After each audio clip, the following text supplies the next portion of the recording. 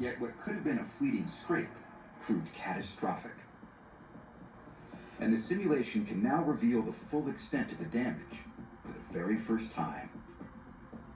Well, this for me is where it gets really interesting, because here we really see the power of the simulation. So here's the collision, and it very quickly spreads.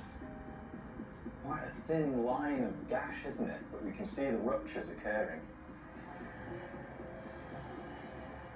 Wilding predicted that the total area of the holes would be about 12 square feet. We are, with this new prediction, looking at something in the order of 18. The Wilding's estimation is incredible. The figures may differ slightly, but Wilding was right. The scale of the damage was minimal compared to the size of the ship overall. But crucially, it wasn't confined to one area.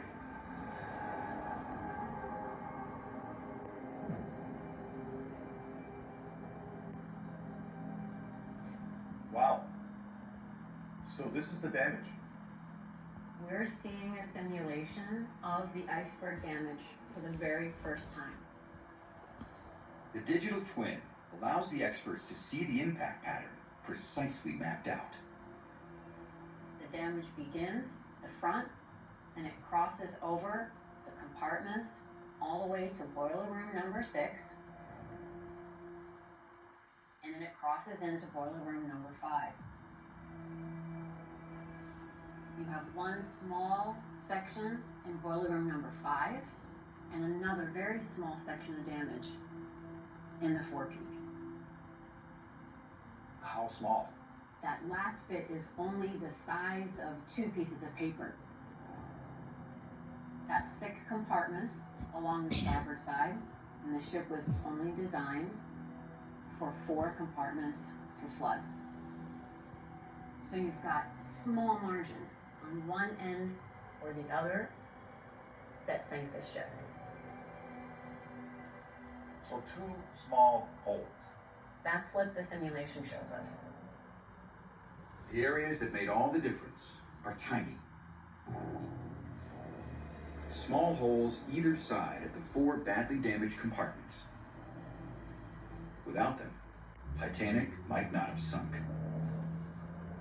We all imagined that it was a giant hole that sank such a massive ship. In reality, it was a very small amount of damage over a long distance and fractions of a second that ended up sinking the ship.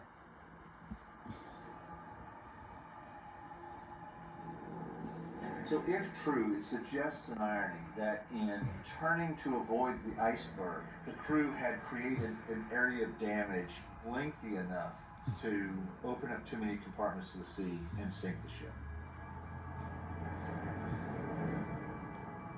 The irony doesn't stop there.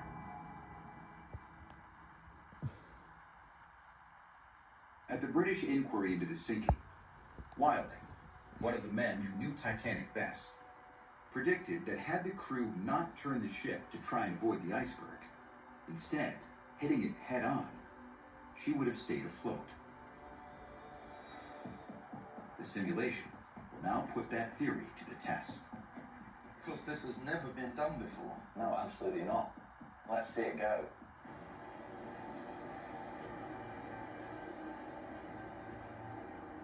Oh wow. Look at this crumpling of that deck. All the energy of the Titanic is now going into that collision. Okay, so can we have the close-up? So we're really going to see the crumple zone as that, wow. All that steel mashing into the ice. Just imagine the noise that there would have been.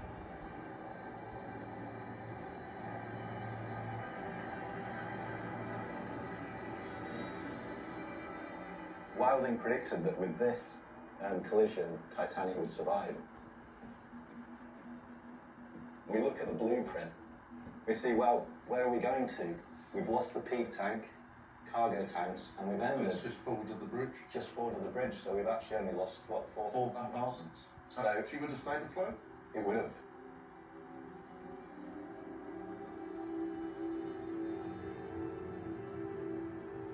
So, based on the simulation, it would not have sunk.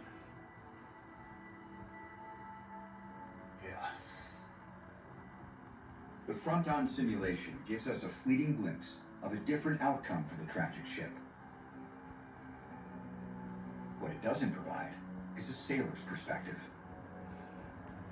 Think about the crew.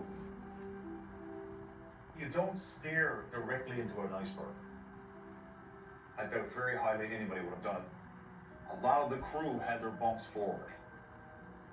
And so if Murdoch making that kind of an action to take the iceberg right on the bow, he would have likely killed everybody that was in those forward spaces.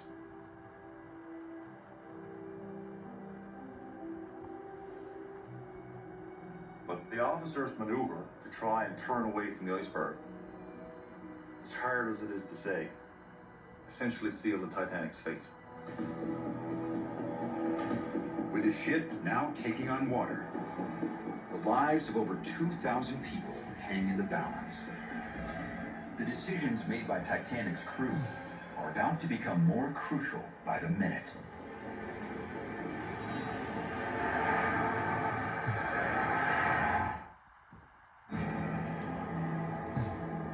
Within 20 minutes of the iceberg strike, Captain Smith has had multiple reports of flooding in the ship's boiler rooms. Fireman Fred Barrett was a witness to what happened. He was working in boiler room 6. When he gave his testimony to the inquiry, he says, "The bell rang. He called out, 'Shut all doors.' Then a large volume of water came through the side of the ship.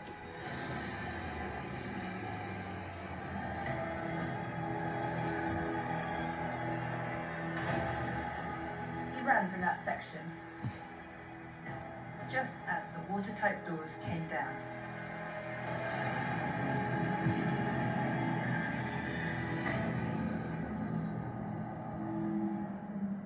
The man responsible for keeping the ship's boilers alight